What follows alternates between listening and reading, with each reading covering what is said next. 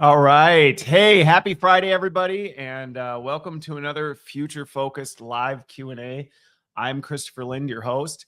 And per usual, if you have not been to one of these before, I have curated 9 questions total on 3 different topics from my different communities that I'll be talking through. But I'm doing it live. So if you have questions along the way that are related, maybe not related, depending on how off the wall they are, I will answer those as well. I don't feed the trolls, so if you go too far into the comments, I'll just ignore it. But I am used to live streaming, so I enjoy doing this. And people seem to find value in it, and it's a lot of fun for me. So anyway, I hope you had a great week. In terms of the topics I've got covered planned for this week that I've curated from folks, because if you have a little bit of whiplash in the tech space, it would be completely understandable. So the 3 topics I'm talking about, I'm actually going to lean in on this whole Anthropic, DoD, OpenAI situation, not to get political, not to talk about who's right. I'm not morally grandstanding, anything like that, but just to kind of talk objectively about what happened and really some of the impact we all should be thinking about as it relates to these big players and what's going on. So I'm going to talk about that. Then the other one is, if you didn't hear Jack Dorsey, I think it was just this week, he laid off 4,000 of his 12,000 employees. It was like 40%. And he famously, went around telling everybody this was the direct result of AI. It was an AI layoff. AI has optimized so much. And it's a smokescreen, which I'll talk about when we get into that. So I'll talk about the Jack Dorsey AI layoffs because it fuels this whole AI is coming for humanity. And then finally, Grammarly. I know I'm live on Substack too, for all you writers. Grammarly is taking some major fire right now because they came out saying that they now are going to offer feedback from famous deceased writers using their AI tool. So if you want it, and the thing is, they didn't get permission for any of this, so they're taking all sorts of heat for their kind of necromancy, AI necromancy going on. So I'll tackle questions like that. Like I said, if you have other questions, ask them. The other thing to note is that the first topic, the whole Anthropic, so let's lean into this one, the Anthropic DoD situation. I've waited intentionally a little bit to see what was going to happen and how this was going to play out. And I also wanted to, hey, welcome to the chat. I wanted to see where it was going before I weighed in because there's just so much going on. So anyway, for a little backstory, and then I'll get into the questions. All the big AI companies got into a contract with the Department of Defense back last summer. And then in January, we all know what happened with Venezuela. And then Anthropic, specifically their CEO, the company got a little jitsy on like what the DoD was doing, because technically their user acceptance agreement, their appropriate use, I can't remember, the UAP, says it can be used for mass surveillance or making autonomous decisions around lethal force. And Dario got a little concerned that the DoD was going to be using it for that. So he pushed back and said, I'm not cool with that type of a thing. And as you can imagine, the DoD was not too thrilled with that. It's been a very public spectacle. I'm not going to get into all the details. If you want, on Monday, my podcast, when I release it, I'm actually breaking down all the just objective details of what happened. I'm not getting into like who I think is good or bad or anything like that. I'm just like, hey, here's what happened. I do a little bit on my personal opinion, but it's relatively brief because I think there's a lot more to it. And the Substack article I'm working on for next Wednesday, I think there's some massive leadership lessons we can all walk away from this whole Anthropic, DoD, OpenAI situation that are completely irrelevant to AI. But anyway, that's what happened. And so then Anthropic, it turned into this, who's the good guy, who's the bad guy. Anthropic's servers actually blew up because so many people were like, wow, they're taking the ethical high road type of a thing. So anyway, the first question somebody sent me and asked was public sentiment, which it did. It kind of rallied around Anthropic for being principled, although now they're back in talks and saying we're actually more alike than before. So you're kind of like, what? But in the time it happened shortly after, they were the principled ones, allegedly. And so the question that this person asked was, how does this shift the long-term balance of power between consumer trust and government contracts? Here's the thing. I think what's really in question now is how principled really was Anthropic in the first place, because of the fact that you did a deal with the DoD, which, duh, like, yeah, I know I have to throw the allegedly in there so nobody ends up. But you did a contract with the DoD. Like, what do you think the DoD is gonna do with this? So there was already questions on Dario in the first place of like, was Anthropic really all that principled from the beginning? And then the fact Dario went back to the negotiating table on this and was like, well, and now he's on the record saying like, actually, we have way more in common with the DoD than we're different, type of thing, which, okay, like where are you coming at from that? But like I said, consumer, I know, I agree. Danny, you're cracking me up. Anyway, I'll pull it up on stream. Yeah, the hiding the kryptonite weapons. So anyway, yeah, I do think it does send a message to companies, at least it should, to all companies, that people do care about principles. And I think sometimes corporate can be, paranoid, or not paranoid. They can act like they don't really care what customers think. And what this did show is customers do care about principles. They do care when somebody takes a stand that they,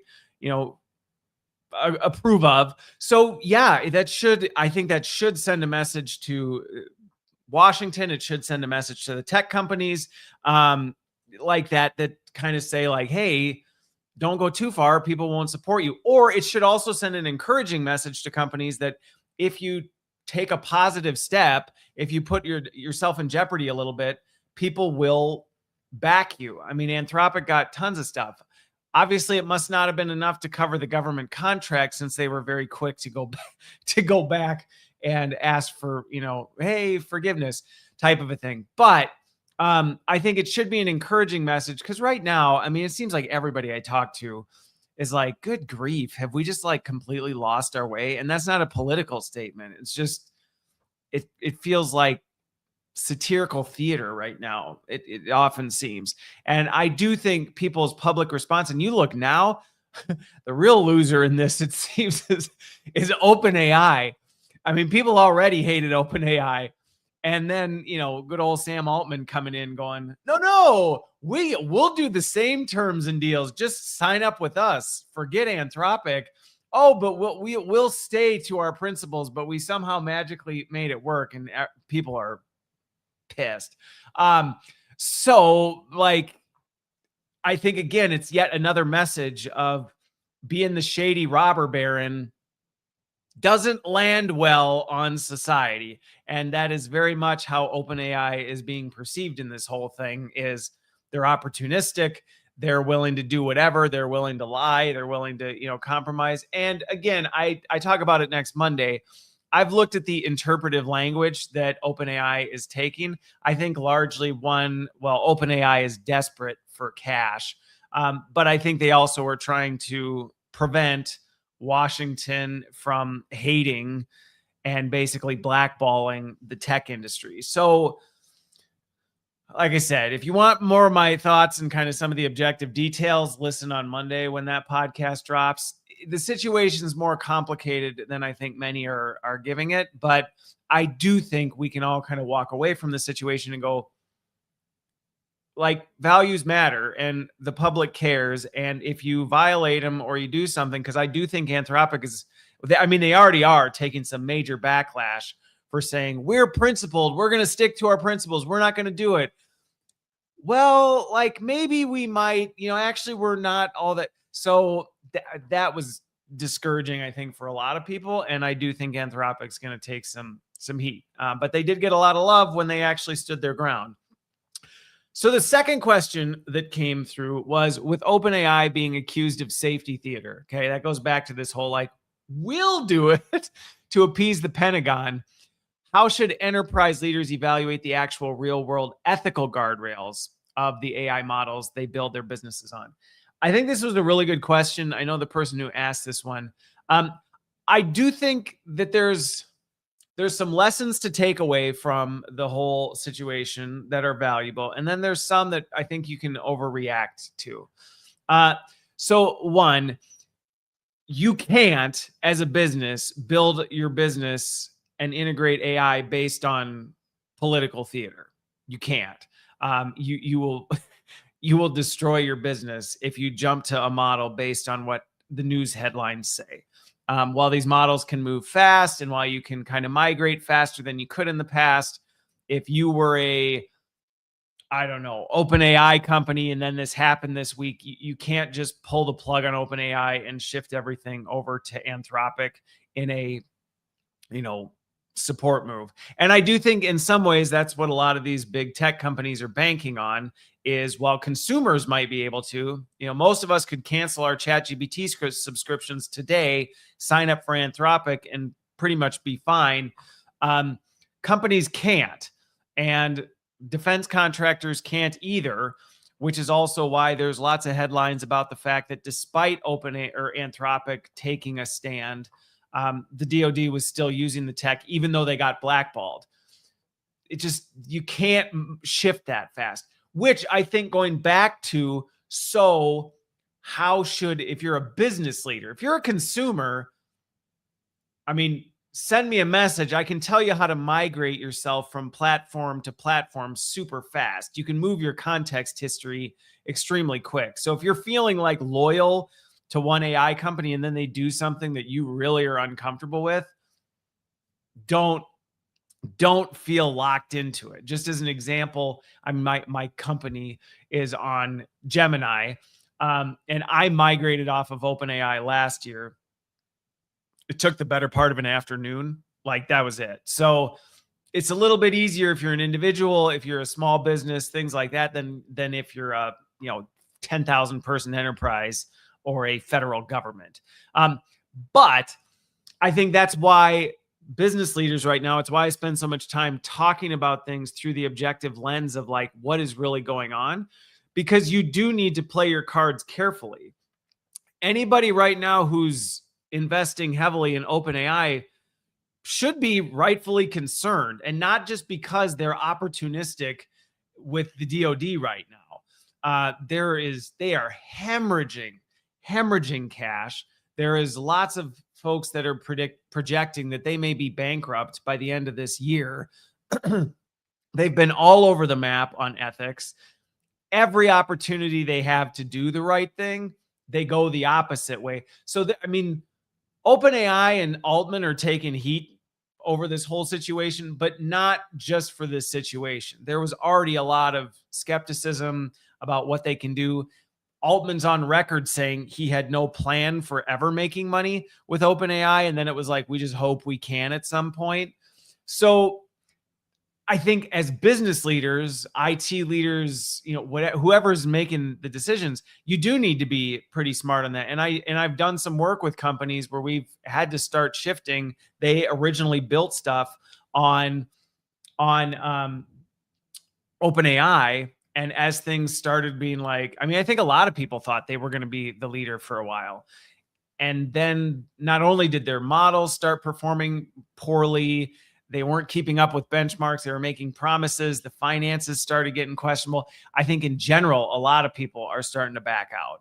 So I think the ethical guardrails of AI, absolutely, if you're a business, even as an individual, you need to be taking that into consideration. I think you can just be a little more flexible if you're an individual or a small business, because if all of a sudden it gets leaked, or something comes out about an AI company, you can switch tomorrow. Now, that said, anybody who thinks any of the big AI companies are safe, they're not safe. I tell people all the time, treat AI like you would treat, a business contact that you met on the street. If you're sharing highly, classified stuff with AI models, I don't care if you're on Gemini, Anthropic, DeepSeek, OpenAI, like it doesn't matter. You need to be super, super, super careful. And anybody I do work with that has highly, highly classified or, whatever IP, we're always talking about internally built models that are completely, off the grid type of a thing. Cause it's just too vulnerable. It's too vulnerable. And these companies do not have your best interest in mind. They don't. And I think what we're seeing right now is a perfect example of this.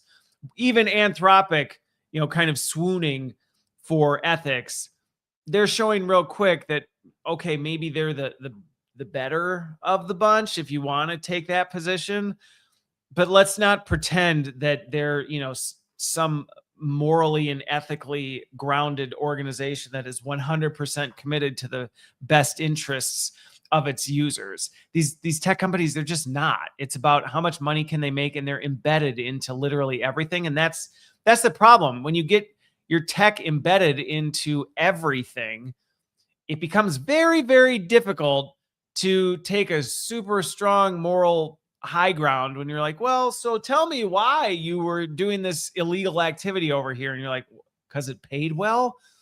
But we didn't wanna.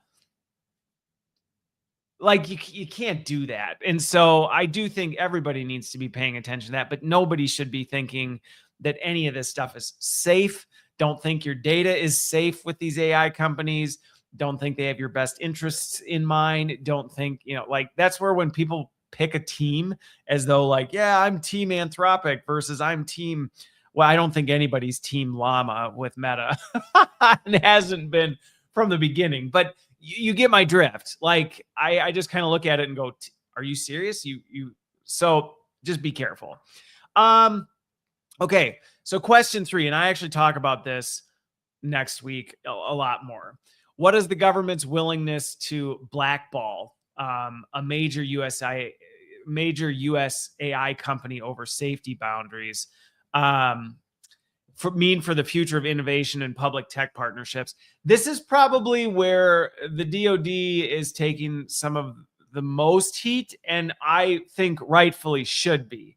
If you didn't know, part of what's causing so much controversy is the government is slapping a supply chain risk onto Anthropic, which is basically like a no-fly zone, type label for a corporate entity. You're basically saying this, it's usually a term reserved for foreign adversaries, which, I mean, you cannot be happy that Anthropic didn't want its tech used the way you wanted to use it, but to label them the same way you'd label a foreign adversary, it feels extremely vindictive, would be the best way I would describe it.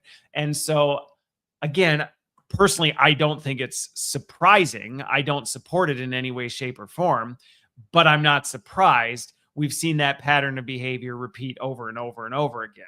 You tell the DoD or the administration, no, you just better plan to get backhanded. I mean, that just seems to be kind of the pattern of behavior right now. So their willingness to aggressively I think, one, we have to be careful just saying the government would do this. I think we have a very specific group of people in power and just kind of attitude that's being incentivized right now. And I think it's also important to recognize, like, it's not like Dario took the high road. I mean, he was throwing some pretty vindictive labels back himself in response. And I get he's frustrated, but I don't support, well, you hurt my feelings or you did something to me, so I'm going to hit you back. Now, what does it mean? Well, I mean, I think this is where, and I spend a lot more time talking about it next week, this is where the lack of red lines that people have, people's unwillingness to lay out, like, here's where I stand on things from the beginning and kind of wait until things hit the fan. It sounds like you're being wise, you're being a good business person by saying, well, I don't take a position, well, we'll take it one step at a time and things like that, or we'll just cross that bridge when we get there. It sounds like sound leadership counsel, like, oh, well, I just don't want to get too far out over my skis. But then you see things like this and it's like, well, but this is what happens when you build your house on the beach when the tide's out, going, we'll just cross that bridge when the tide comes in and see how bad it is. Well, you're going to end up getting washed out to sea. And I think that's one of the things where, what does it mean? Well, you probably should make sure you have your red lines clearly laid out and defined and communicated before you make any sort of $200 million contract. Like, that should not be after the fact. Hey, wait a minute now. A defense company used our technology for surveillance and possibly is looking into using it for making lethal decisions. Well, yeah. Like, what did you think a defense company was planning on doing? You don't wait until that happens to go, I really don't know how I feel about this. And so I think that's important, whether you're talking about defense contracts, whether you're talking about, there's a million things that you could talk. I see this happen all the time in corporate with contracts. People assume because something is buried in the terms and conditions of stuff, they assume because we buried that on page 6, 7. So I'm sure it's fine. Like, we're covered. And you're like, no, you're not. What are you doing? So we have this hesitancy to take a stand, which the other thing that I think gets missed is that it sounds like, well, we'll cross that bridge when we get there. But the problem is when you don't take a stand on anything, yes, it is true that you may be isolating a certain group. I get it on the regular. If you follow me on LinkedIn or you've followed my YouTube channel here, well, hang on. Comment wise, if you're not just trolling me, I am sorry to hear that. But going back to this, so I see this all the time with contracts where, and I get this. If you follow my stuff on social, people will be like, Christopher, you really take a strong position on certain things. Like, everybody knows where you stand. And my whole thing with that is true. And there are certain people I have directly been told, they won't work with you, Christopher, because you draw ethical lines and you don't back down from them. And people know that. And I'm like, okay. And they're like, think how much more opportunity you would have if you just didn't commit to anything and you just kind of looked the other way, or nobody really knew where you stood on anything. And I'm like, I suppose, but also on the flip side, the people that do work with me, they know that they can work with me. And even if I don't agree with them, I'm not going to pat them on the back and tell them I think it's okay without like actually getting into a discussion with things. And so is it a vulnerable state? Sure. But nobody's ever surprised. Nobody's ever hired Christopher Lind as a consultant and then gone, wow, I did not see that coming. I really thought he was just going to go along with this shady stuff and not, raise it as a concern. I thought he'd just kind of give us the Christopher Lind rubber stamp of approval on the other side. So that doesn't surprise anybody. So I don't encounter it. Am I missing opportunity? I don't know. But like, it's a risk you play. But I think what we're seeing with Anthropic, OpenAI, the DoD right now, it's like, well, but this is what happens when you don't. And again, I think Anthropic is going to suffer for taking a stand, then backing from its stand. They might get a short surge in subscriptions, but they kind of brandish themselves now to the public as, well, we take a stand till it gets uncomfortable and then we back down. And I actually, in the podcast, I recorded it before they started coming back to the table. I actually, for a bit, really respected the fact that they walked from a $200 million contract and they're kind of taking heat. And I lost respect when it was like, and now you came back kind of. And again, I still need to dig into it a little more, but it very much looks like, oh, okay, until it really got hard. And then once you realized it's hard to take a stand, you kind of went, No, we're sorry. We actually are your friends, type of a thing. So anyway, enough of that one. I know there's people that get really amped up about this. The one thing I would say on the Anthropic DoD and OpenAI thing, though, before you go into it, is try and avoid the whole catastrophizing and the polarized stuff. Like, we don't need more of that. I feel like we're literally sitting on a powder keg all the time, and everybody's like on the verge of exploding. And AJ, like, we got people like AJ in the chat that, like, people are going through rough stuff. We don't need to dog on people and make things harder. Like, life's tough right now for a lot of folks for good reasons. There's a lot of things going on. So just calm down and recognize things are always more complicated. You don't have to agree with everything, but things are always more complicated. Nothing is ever as caricatured as anybody pretends. Okay. So topic number 2, Jack Dorsey. He's got the company Block, which is the parent company of Square and Cash App. And he's all over the news because 40% headcount cuts as a direct result of AI, allegedly. BS. I call BS on this one. As soon as I saw it, I went, yeah, right. Here we go again. Because first of all, one, if you haven't followed my stuff, the past few weeks, I've been digging into a number of really, really solid research reports that have come out on AI layoffs, the impact on employment, and all this other stuff. Just this week, I talked about the fact that we're freaking out about the wrong labor crisis. Yeah, AI is automating some things and it is causing a reduction in jobs. It does not close the gap on what's coming with the impending boomer layoffs and the much smaller workforce that is coming behind them. Like, we've got a massive labor gap that's coming. And just because the economics of things are bad right now and people aren't leaving and it seems fine, it's going to blow up. So when I saw the headline of, oh, what do you know, Block is laying off 40% of its workforce. And it's like, oh my gosh, here we go. And so, of course, then people dig into it. And if you look into it, it didn't take very long. Like, this is the thing. This is why I also tell people, don't freaking react to headlines that you see, because it usually takes 2 to 3 minutes of objective research. Now, if you're doing your research through some echo chamber news source or, your clickbait headlines, that's not research. I'm talking about actually digging into different perspectives, the perspectives that make you mad, whatever. But anyway, so Dorsey, you look into this. Pre-pandemic, his headcount, they went on a hiring spree. I mean, they just blew up to 12,000 employees, which I've been in executive leadership in HR. I've been in executive roles in different capacities in companies, and I've been in high growth startups, and I see this happen all the time.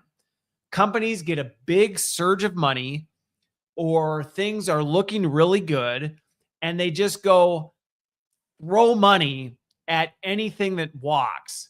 They just do. And we saw this with the pandemic. Everybody remember the pandemic with the news cycle. It feels like a day is like 6 years.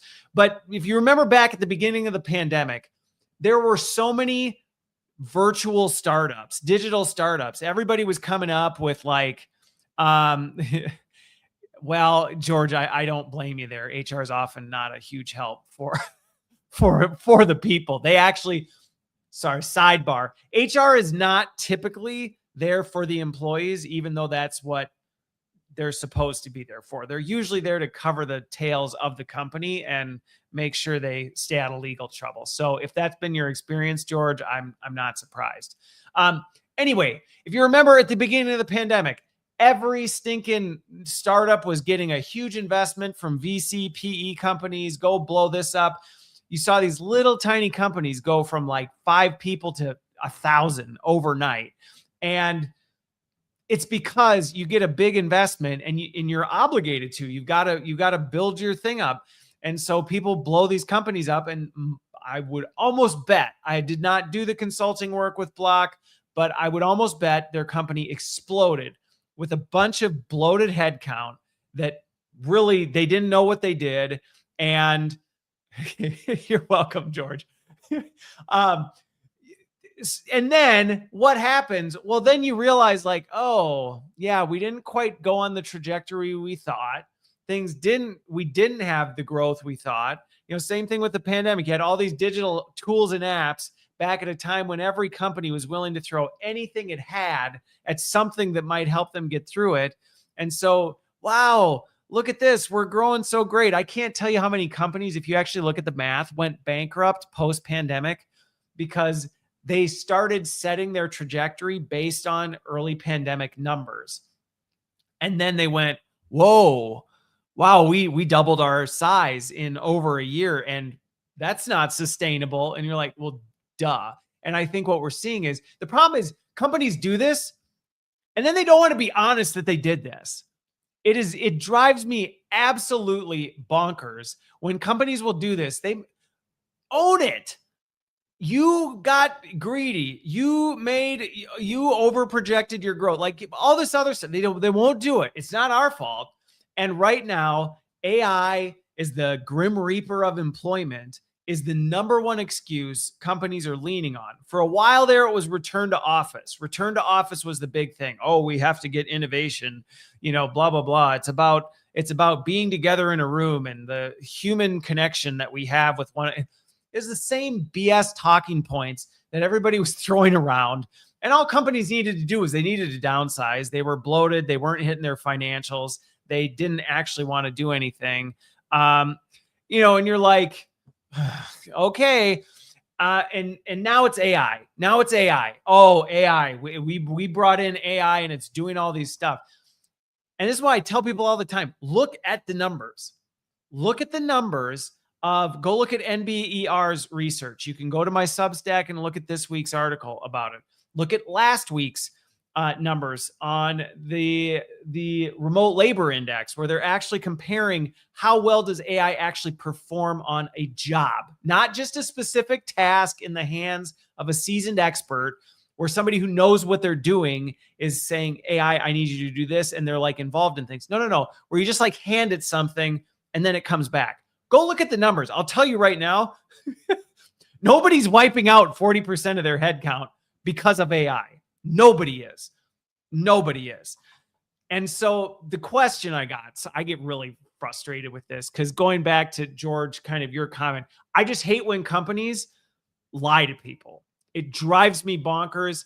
And I understand that you can't be just, there are where I will back companies because I've been in the senior league. Sometimes there are things you can't say. Sometimes there are things that legally you have to say a certain thing. You have to say it a certain way, or you have to wait for certain things to be able to communicate. I get that. I totally get that. There is a place for discretion. There is a place for discernment on what you talk about. What I hate is when they lie through their teeth about what's really going on. And they gaslight their employees into making them think you're the problem. Like it's your fault. It's all this other, you haven't been performing well enough. So we gotta reduce. Our innovation teams aren't right. It's like, oh, stop it. Stop putting the burden on the people who shouldn't be carrying it. And, I see right here. Yeah. I mean, so I do agree that yes, they way overspent on AI. And that is happening everywhere.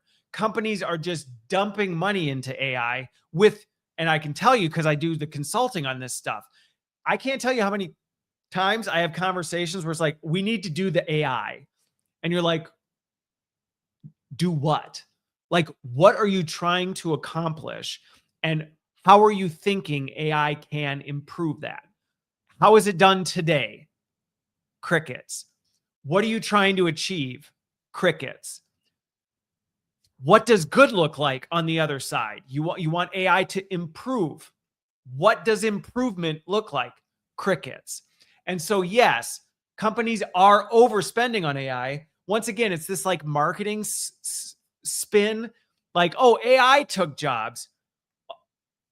They just assume people are going to assume that means automation.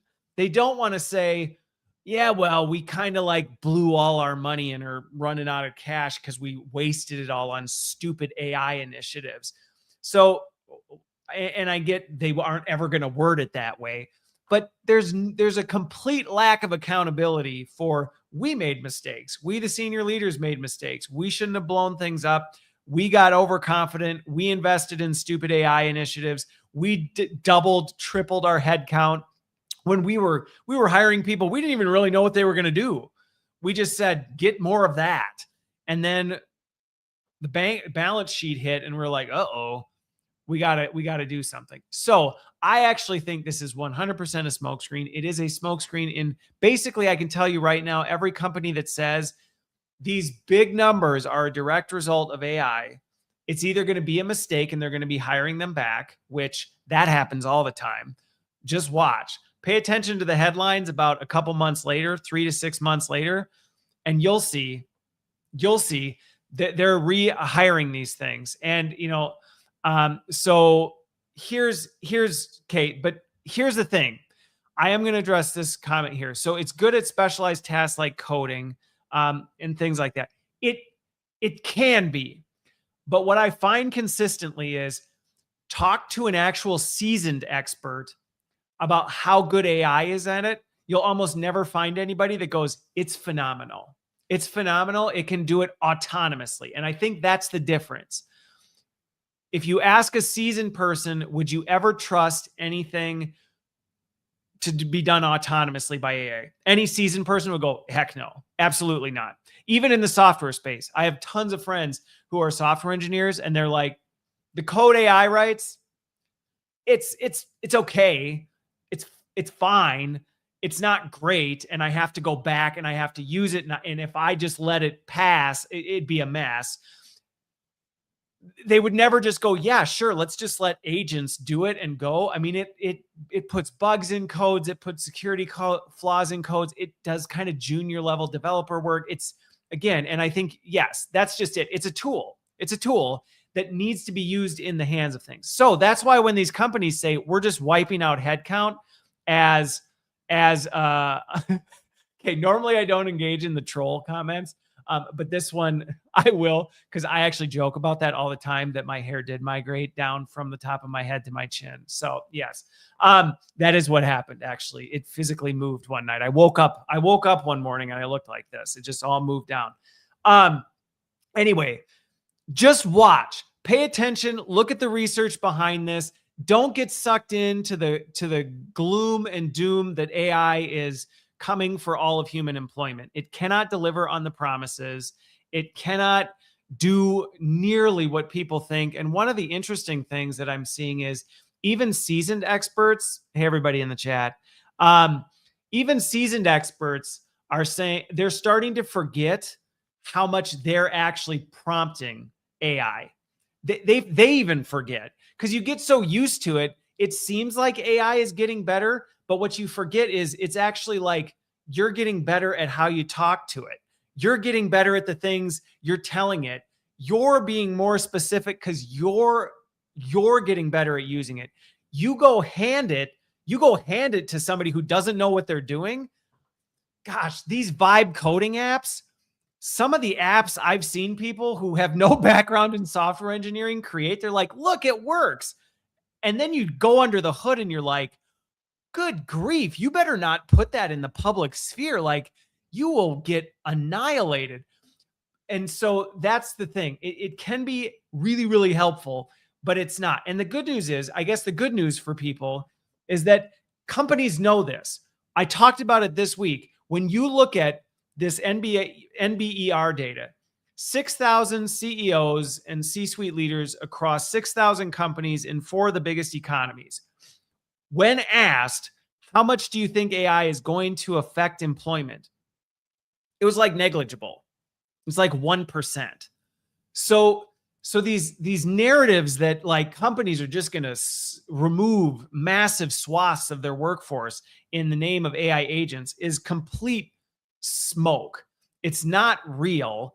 And it's hyping people up. It's freaking people out. And granted, companies are desperate. So there's two things playing to this. One, the AI companies are billions of dollars in the hole on these investments, and their investors are getting really impatient, going, okay, I get you said it's going to take a while to make a profit.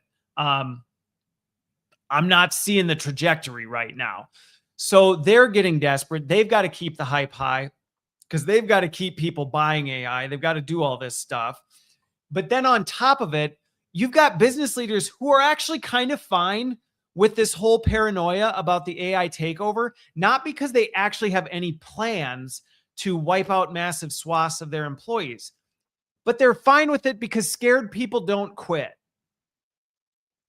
People who are afraid, you're never going to find a job if you leave.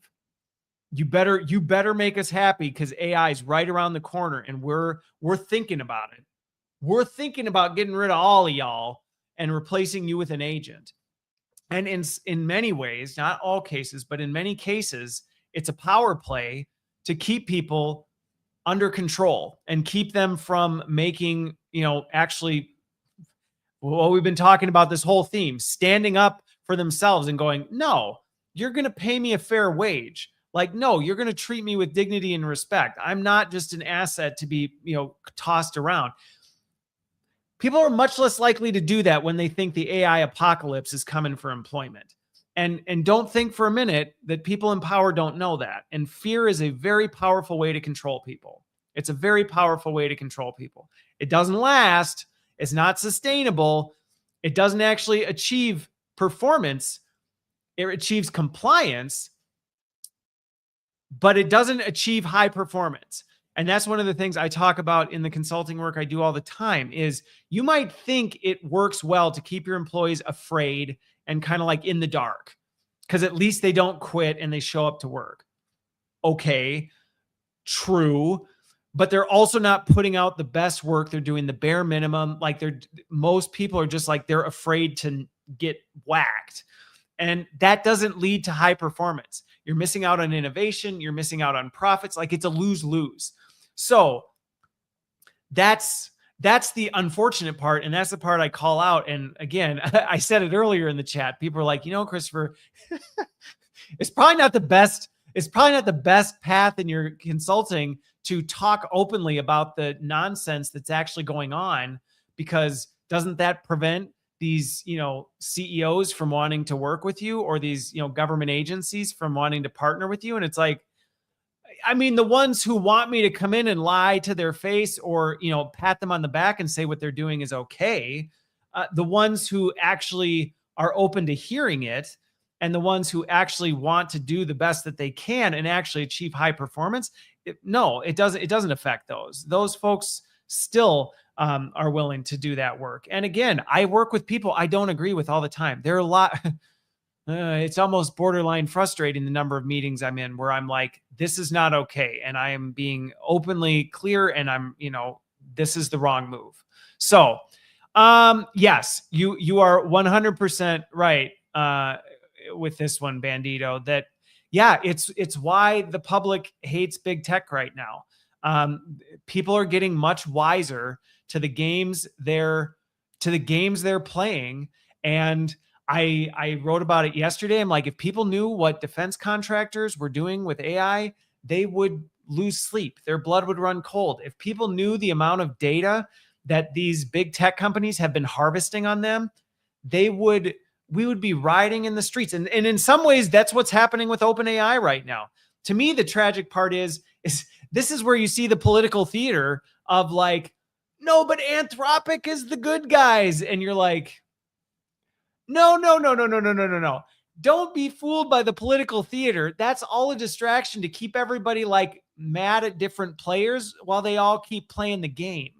So anyway, okay, that was a bit of a rant, but I get really frustrated at this because I see it all the time. I talk about it all the time. I often do feel like I'm shouting into the void where people are like, yeah, I agree, but that's how it is. I'm like, no, it's how it is because we keep perpetuating this.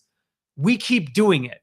We incentivize it. We as the consumers buy things from companies that do this kind of crap. And we're like, well, I mean, I don't want to give anything up. That's somebody else's job. And it's like, no, it's all of ours. Companies don't make things people don't buy. CEOs don't make decisions when they know their workforce will actually like take action if they do it. And so I just don't like when we resort to, well, there's nothing we can do. It's like, no, you can't fix it all. But when you just give in, you become part of the problem instead of part of the solution. Okay. Question 2. When executives mandate AI adoption, which is like, this is the thing you see, this is another big popular thing happening right now, which is, I know it was some of the big 4 consultancies did it, but there were some other companies where literally like the execs are like, everyone must use AI or you're going to lose your job. And so the question is, what are the long-term risks to company culture and operational reality? So I'll tackle them in 2 ways. Let's talk about the long-term risks. I've kind of hit on these already, which is threatening your employees, making them feel like you better do what I want or else, might get you compliance. It might get you a terrified workforce that shows up, plays the role of a good soldier, whatever, doesn't rock the boat too much or whatever, but they're only there until the first opportunity they get to go. And their performance is not where it needs to be. And all of that, at some point, someone's going to come take your lunch. At some point, accountability will come. Whether a new startup comes in and recognizes it and goes, no, we're going to treat our people with respect and dignity and kindness. And everybody goes, I'll leave for that. Like right now, the CEOs I know who actually get it and are doing the right things and treating their people well, people would literally like quit their job and go work for them on a dime. They can get the best talent. They can like anything, because if you're actually someone of character that actually cares about people, it's so rare right now that people will literally just glom onto it. And actually, look at the Anthropic thing. People just got the indication that Dario might be standing up to the DoD, and everybody was like, yay, heart. Like, we love you, Dario. Anthropic, you're our favorite. Like, and it was swooning and people were jumping for it. So to the companies that are like, well, we don't care, like, we're just going to threaten people. It's like, you say that until it comes back to bite you, and it always comes back to bite you. So the long-term risk is you're playing the short game. In the short game, tragically, there's lots of senior leaders that are like, I don't care about the long game. I'm going to get my golden parachute.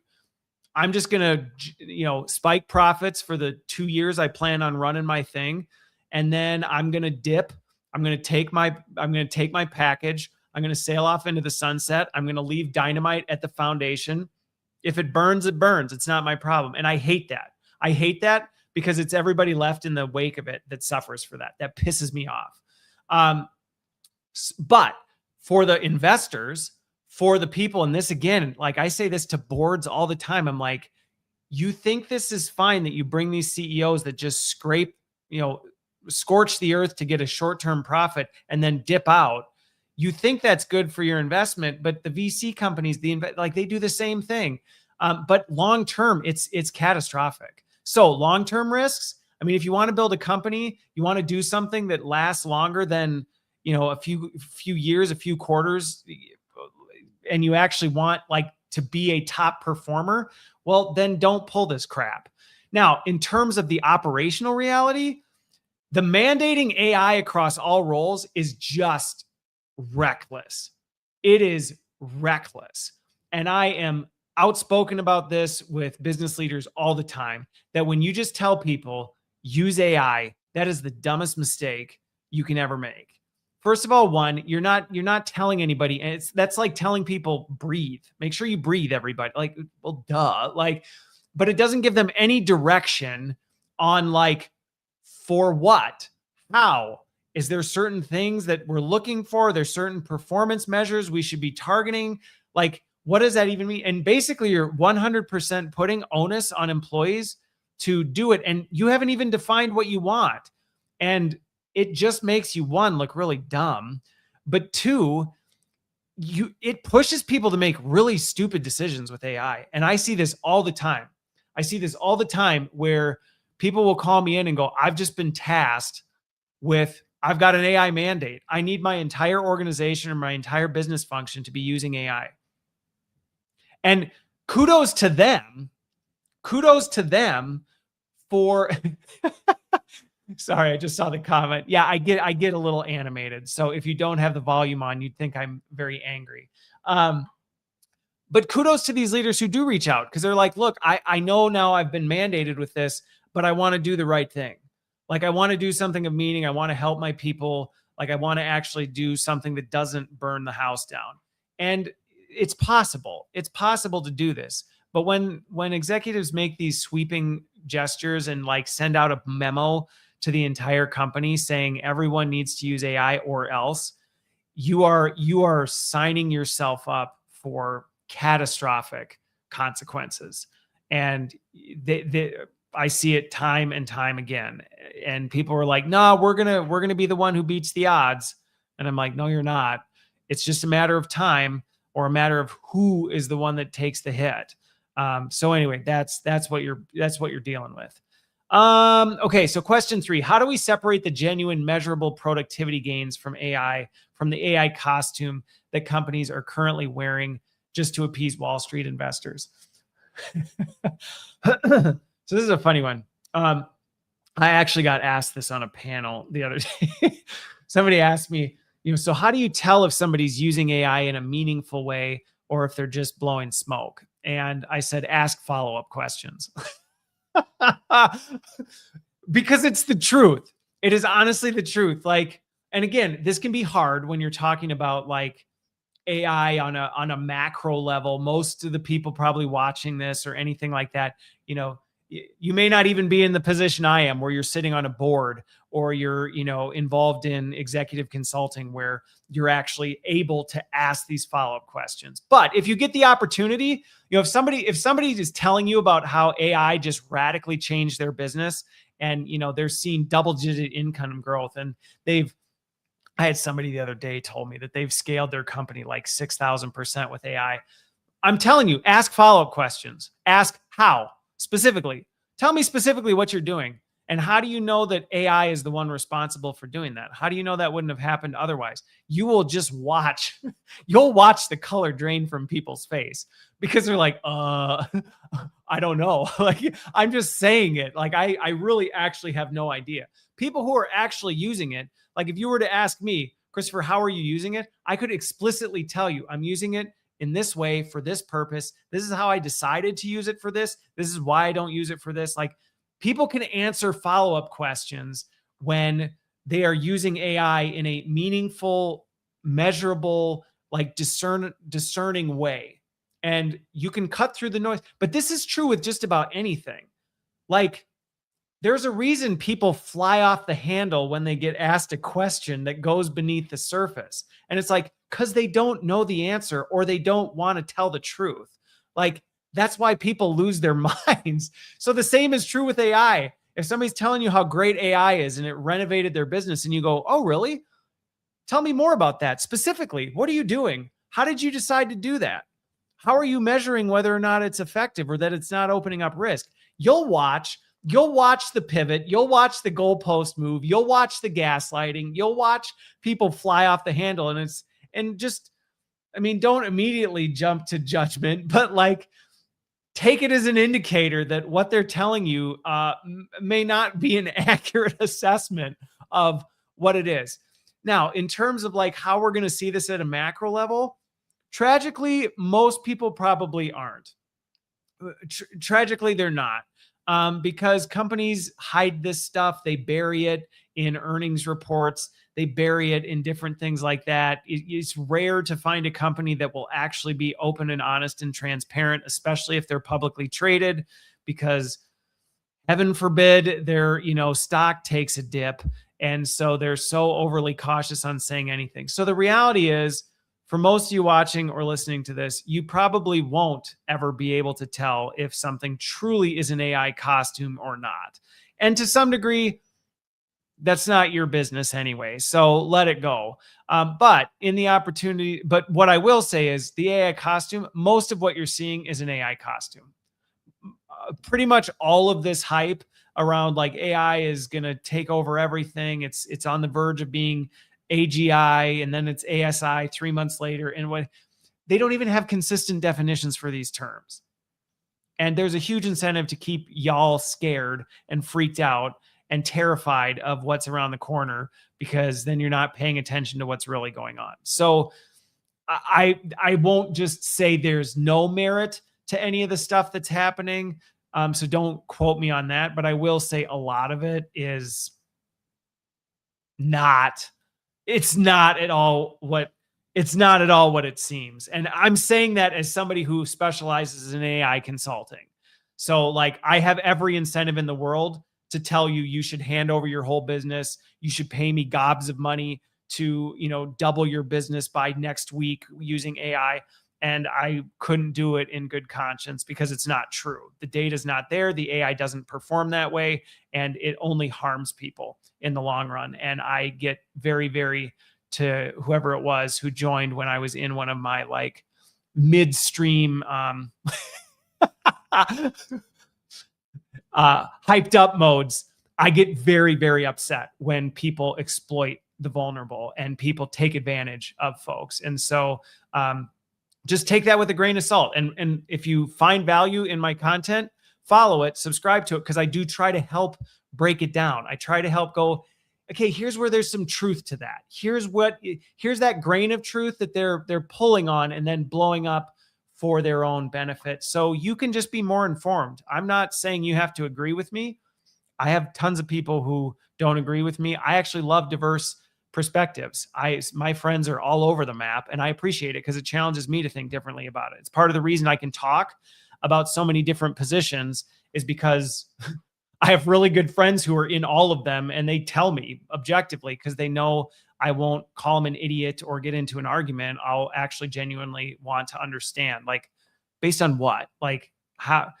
The people who don't like me are the ones that don't like follow-up questions. They're the ones that really don't. Okay, so third and final topic, Grammarly. Let's talk Grammarly, because we're talking Grammarly. We're talking necromancy. Oh, I hate some of this stuff. So Grammarly is in headlines because they started a new feature. Okay, and I know where these features come from. It's people who don't really understand AI, people who don't really think about unintended consequences, people who kind of get caught up with, hey, we've got this hammer, like, let's go find some nails. And they just start tapping on everything. So I get where it comes from, which is why I'm not like, I'm frustrated, but I'm not like that upset about it, because I understand where it came from. But where Grammarly's taken heat is they created an expert review feature. Okay. And what they did, and here's the marketing speak for it. You can get feedback on your writing from some of your favorite authors and subject matter experts who are dead. So if you want Shakespeare to give you feedback on your literature, you can do it. Yay, right? Like your favorite dead author, maybe Socrates can weigh in on how good of a paper you wrote. And like British historian, maybe David Abu Lafia, I think it was, you can do this. And of course, people are upset. And, I know some people are like, what's the big deal? But it's this kind of stuff that can seem harmless on the surface that causes real problems for things. So, part of the reason that people don't like this is you're not getting feedback from your favorite author or subject matter expert. Okay, you're not. So if you use Grammarly and you're like, Shakespeare, what did you think of my writing? Shakespeare doth not come back from the dead to give you feedback. They basically trained their own proprietary model. They scraped all of this stuff. This is the other thing they're taking major heat from. They scraped all of this stuff without permission and now are remarketing it and selling it as a feature, which people are mad about. They're like, so you stole people's content, you're representing yourself as them as a cheap gimmick, and then you're trying to monetize off of it. Like, this is why it's this kind of stuff that does get me super hyped up, because I'm like, this is the definition of exploitation. And you may go, well, they're dead. So is it fine to exploit people if they're dead? Like, again, there's the follow-up question whenever people say, well, they're dead. Oh, okay. So you think it's fine to exploit and take advantage of people if they're dead? And then they get mad and they get that, well, you're not perfect either. Like, that's not what I said. I asked you a question because you just told me it was fine to exploit people if they're dead. And that's what people are upset about. They're like, first of all, one, this isn't an accurate representation. Two, you basically did what every AI company did, which without anyone's consent, you went and scraped all their work and used it to train your models and now are profiting from it. Although if you're a big AI company, you're hemorrhaging cash from it. So either way, but like, you didn't ask permission, you just did, and you won't even take responsibility for it. You blame other people, you gaslight them, you go, well, you left your content on the internet for free. Oh, okay. So I guess you can steal it and reuse it for your own profit. Like, no, that's not how this works. So that's what Grammarly did. They scraped a bunch of stuff. They're now marketing this as an expert review feature, and people are pissed. Scholars are furious, not only because they scraped their lifetime of work, but again, many are saying it's unethical. I agree it's unethical. The whole digital necromancy is disgusting. And even sometimes people are like, well, what if their families say it's fine? And you're like, any family who is fine with digital necromancy does not understand the long-term implications of it. That is one of the biggest things. And I grew up in the funeral industry. So like, I'm very familiar with how vulnerable people are around death and like the lengths people will go to preserve, in their minds, they're preserving their lost loved ones. They'll do all sorts of really reckless things, not understanding the implications. And I literally have seen people's reputations completely destroyed.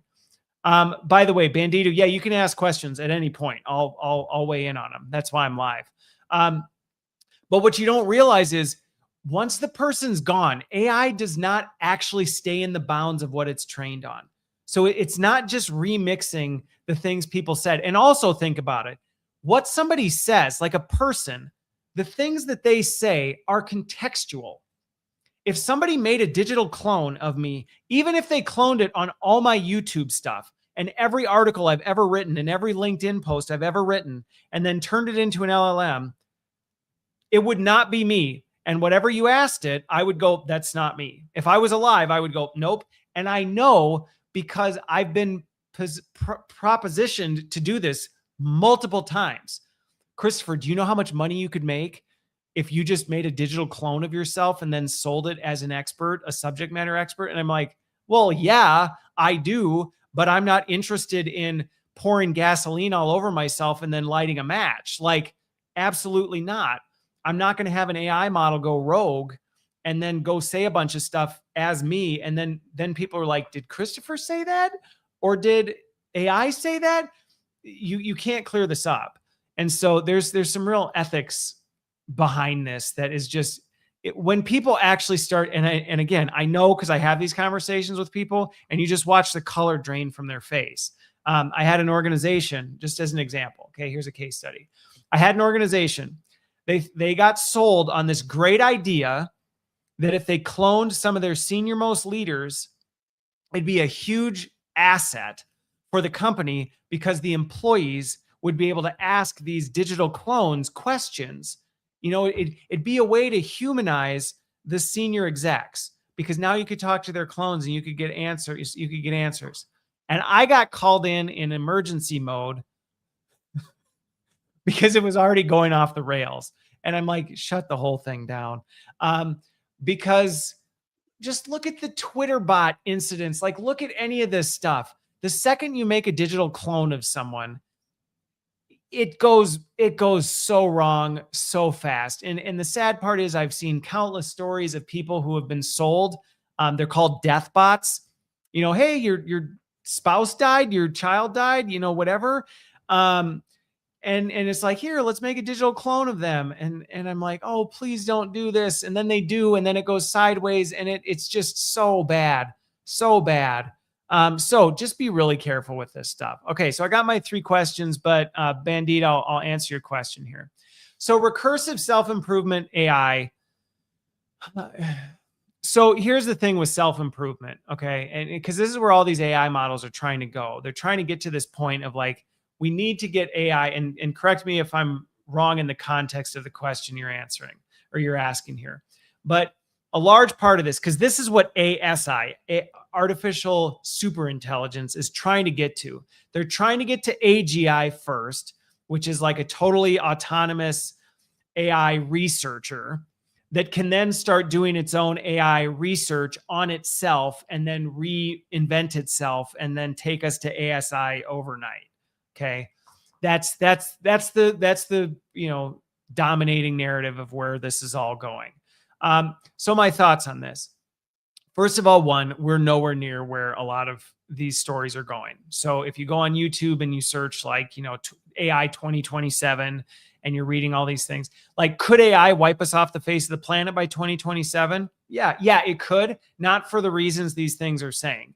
It's because stupid people are going to give them decision-making power and think it'll be fine. And they're not going to have, it's going to be unintended consequences. It's not going to be because the robots got too smart and defeated us. So I think in some cases, the recursive self-improvement of AI, we're a long ways off from that happening effectively. I think the sad part is, which is what you're getting to in the second part of your question, is basically this AI arms race that's happening between China and the US. And I mean, other countries are involved too. North Korea is doing it. I mean, there's basically every, I talked about it in my article for next week, or it's outlined right now. Pretty much every governing authority or anybody who's looking to seize power by force is involved in the AI arms race. They're all trying to just get this to work so that they can be in control, because there's this persistent belief that whoever controls AI controls the world. I think it's very dangerous. Okay. So this race that we're in right now between US, China, like North Korea, Russia, Europe, like everybody's participating in this. Some are leading, some are lagging, some aren't talking, which is almost more concerning because then you don't know what they're really doing. But the problem is, because everybody's so desperate to do it, they're making reckless decisions. And this goes back to something I said earlier. If people knew what people were doing with autonomous weapons, they would throw up. Like, they would be terrified, some of the things that AI is getting integrated into, and recklessly. Because it's just like, we got to win. We got to win at all costs. And when you got to win at all costs, you're not making the most sound judgment. And I think that's the downside to a lot of this. So what are my thoughts on it? I don't think it's going to end well. I think, we're going to see a lot of stuff, happening. To the question, if it's a serious question, Jason, would I recommend looking to AI as a new religion? I definitely would not, in that it's not, all it is a mathematical pattern recognition tool. It's literally just picking up patterns and it's feeding you back what you want to hear. So if you want to make AI a religion, you might as well just say, I want to make myself a religion, because that's pretty much what it is. Because all AI is going to do is tell you what you want to hear. It's going to feed you the stuff that, that you want to believe. It's going to validate everything that you already thought. And so if you think AI is a religion, pretty much you're saying I'm a religion, because basically what I just want to worship myself, and AI will help you worship yourself, which I can tell you right now, that's not going to end well. So it's a mirror. And people get really upset when I say that, because they're like, it is not. I am nothing like that. And I'm like, you're more like that. AI is much better at picking up on who you are than you may realize. So we'll see. Bruce and Party Boy, like, yeah, it's going to be wild. These next few years, it's going to be wild to see how this stuff plays out. I can't decide if we're just going to destroy ourselves. We seem pretty set on it. We seem pretty set on destroying ourselves, which makes me sick. But all we can do, a lot of it's out of our control. And, for anybody who follows me, faith is a big part of my life. So I don't worry about it. I'm like, well, it's outside of my control. So I'm just going to do what I can control and hopefully help people think critically. Because again, my goal is not to make you think the same way I do. My goal is just to present things to you in a way that you go, I hadn't considered that. And yes, you're spot on, Bruce. History teaches us so much, and yet we refuse to look at it, or we're always convincing ourselves that we're a different thing. Going back to the earlier question, Jason, of like AI about becoming a religion, like we just feed ourselves that somehow we are going to not make the mistakes of everybody else, and we've somehow cracked the code, and it is turning into a complete circus. I wrote a note about it yesterday, going back to, I won't get too deep into it, and then I'll answer these 3 final questions. But I was reading the book of Jeremiah yesterday, and it talks about the frothy glass of God's wrath or something like that. And it's talking about, how nations will go crazy against each other over it. And I'm like, I can't read that and not go, boy, that does feel a lot like AI right now. Like it very much feels like it's like a meth hit on all these governing nations who are just high as a kite chasing this without any real thought to the consequences, and are just like going to cause catastrophic damage when they come down off of it. The first thing I did this year, I said 2026 may be the year of the AI hangover. Based on the trajectory, I don't know that we're going to learn our lesson in 2026. When I do my mid-year update, I'll give it a couple more months, but when I do my mid-year update, I think I'm going to have to kick out the date of when we start learning our lessons, because we very much still seem to be on a AI high right now. So anyway, okay, so back to the Grammarly thing. So a trusted tool, when it goes from fixing commas to impersonating deceased experts without consent, at what point does innovation cross the line to unethical money grab? Somebody asked this. Here's the thing, and I'm always conscious of this. I have a hard time just like saying like, here's where that line is, because there's always like, I know where I would draw my line if I was the CEO of Grammarly, and I can tell you this is not a line I would have crossed. Okay. But like saying specifically where someone else's line is, I don't see I don't take it as my personal responsibility to tell someone else, here's where your line should be. I take it as my responsibility to do the best that I can to frame up the risks and all these other things. So, if you were to sit and say, where should Grammarly have drawn the line? I'm not the one responsible for making that decision. But I think the question gets to this whole thing of, they did cross a line for sure. They didn't get consent. They're dabbling into digital necromancy. And I think, where that point is, I think that's a journey every company and every individual is going to have to make and define and suffer the consequences. And Grammarly is. And I understand how they got to where they are right now. I don't like where they're going, but it's one of those things where Grammarly was like the thing. Everybody had Grammarly. Everybody paid for Grammarly. Going back to what I said about, what happened in the beginning of the pandemic, where all these digital startups were just making money hand over fist, and they thought that'd never end. And then they went bankrupt because the trajectory was unsustainable. And so I think, Grammarly probably got a little fat and happy, and the AI industry totally disrupted them. And I don't think they really had a plan for like, what happens when people aren't writing the way they always have? What happens if something comes for that? And sometimes it means you got to sunset and move on. I actually still use Grammarly, even though I do a lot of I still think it's a great tool. I'm sad that they decided to go this route, because I'm like, you didn't have to do this. You could have like reinvented yourself a bit instead of just being like, come up with some cheesy catch thing thinking it was going to work. So, okay. So question 2 that I got to ask, how can product leaders avoid the hammer looking for a nail trap? Where AI feature, because this is exactly what this was. This was Grammarly going, subscriptions are down, people are canceling. We got to come up with something novel. We got to do something to get attention. And this is what they went for. And it's very much hammer looking for a nail trap, where something bad happens, or you buy into the AI hype and you run around looking for a problem for it to solve, instead of the other way around. So how can you avoid this? Here's the thing that here's some free consulting advice. Okay. Most people don't actually understand what they do. All right. Most people don't understand what they do. They're just going through the motions on a day-by-day basis. And again, ask follow-up questions. If somebody's doing something, be like, why are you doing that? Normally they get defensive, like on that first question. Ask a second round question, and you'll quickly discover most people are just they're going through the motions. They're doing the thing they did yesterday because they did it the day before. They're doing the thing, today because they did it yesterday. They're not really thinking about things. And I actually tell people all the time, if you want to avoid AI hammer nail problems, be aware of what you're doing, because if you're aware of what you're doing, you actually understand where the pain points are, and you understand where how things actually work.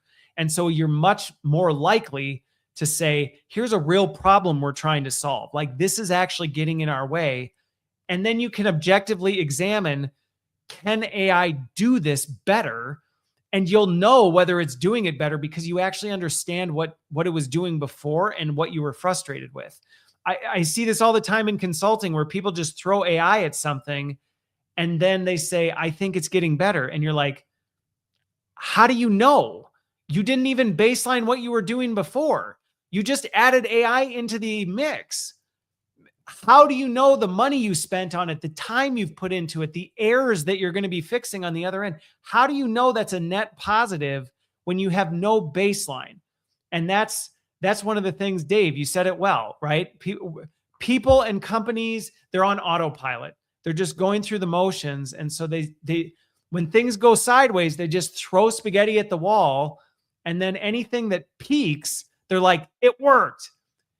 But it's like, not necessarily, because you didn't benchmark it. You didn't actually analyze it. You don't know if that peak is temporary. You don't know what unintended consequences you might have created in the long term. Like, none of that happened.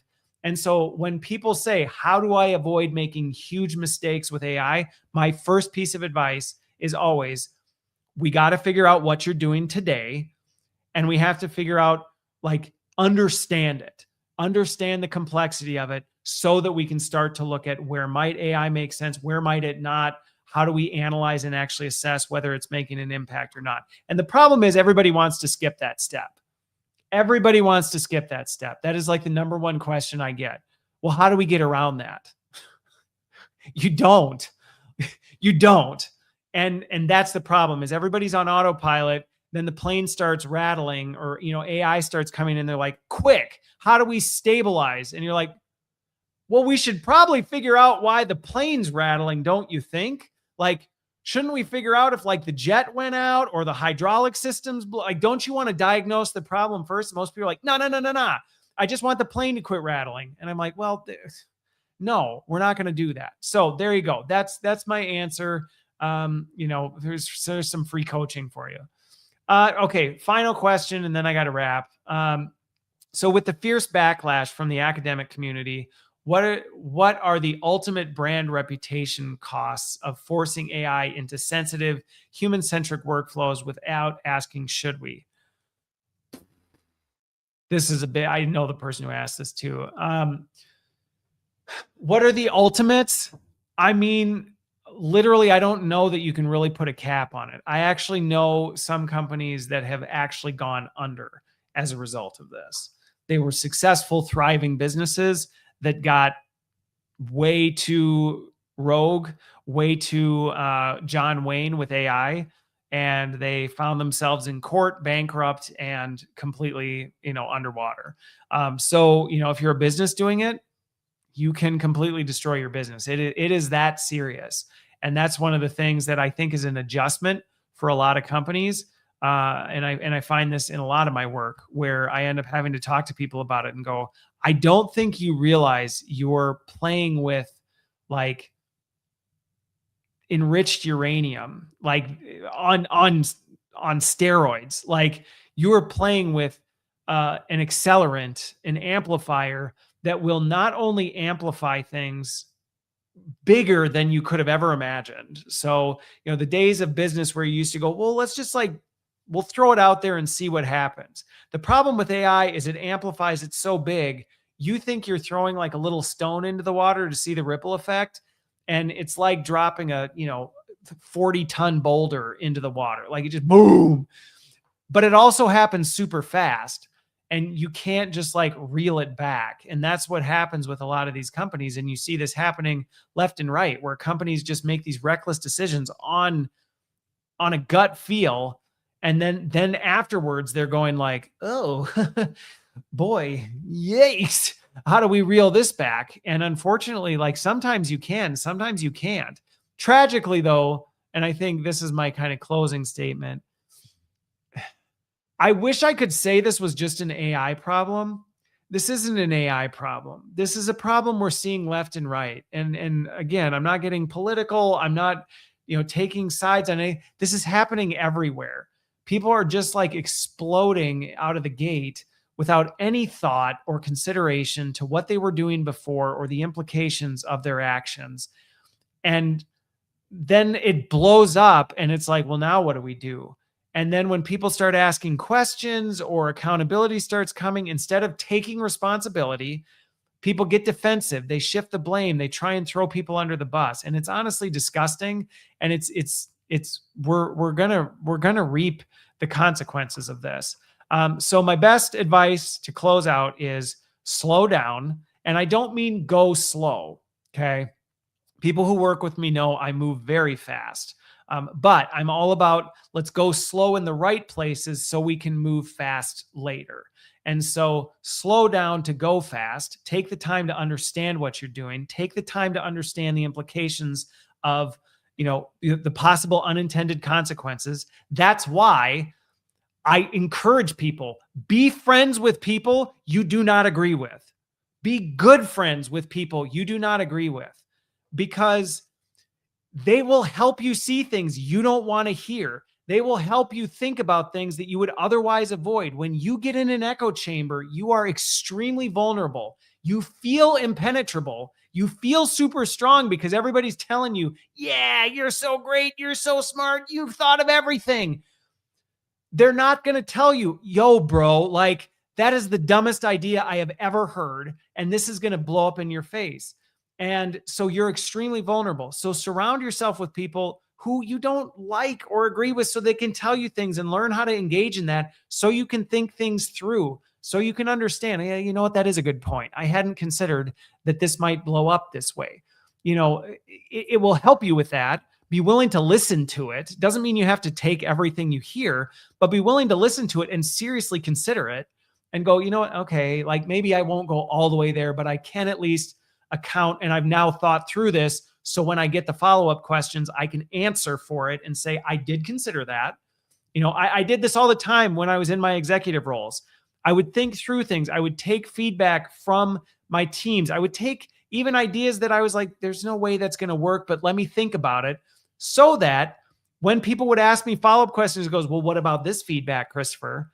I would go, here's the thing. I did think about that. I considered it. Here's ultimately why I made the decision I did, and here's how I'm accounting for that.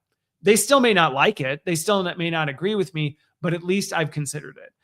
So slow down so you can go fast. And then when you mess up, because you're going to mess up, I'm telling you this right now with all this AI nonsense, you're going to make some mistakes. I just had somebody the other day that reached out to me, and they're like, I'm reaching out to you because I feel like you're the only person I can talk to about this. I feel like I'm becoming emotionally dependent on an AI bot. It's becoming like an emotional companion, and I'm not really sure what to do about it, but I'm embarrassed and I don't want to tell anybody. And I'm like, it's fine. Like, it's fine.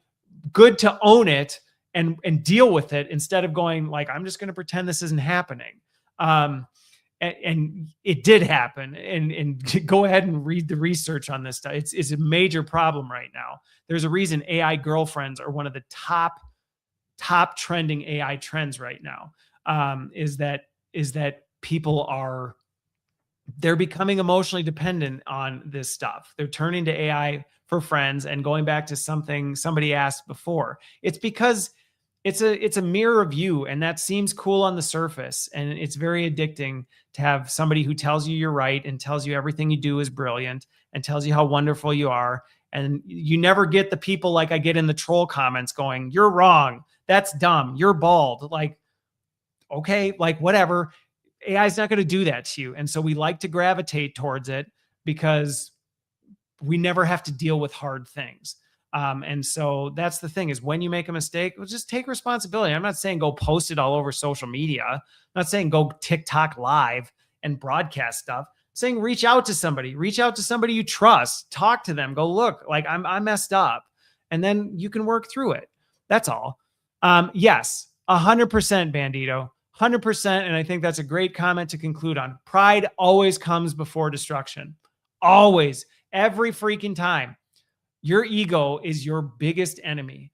And we keep going, no, not mine. Mine's not. I'm actually the good guy in this. Like, yeah, okay. Well, call me later and we'll see how you're doing.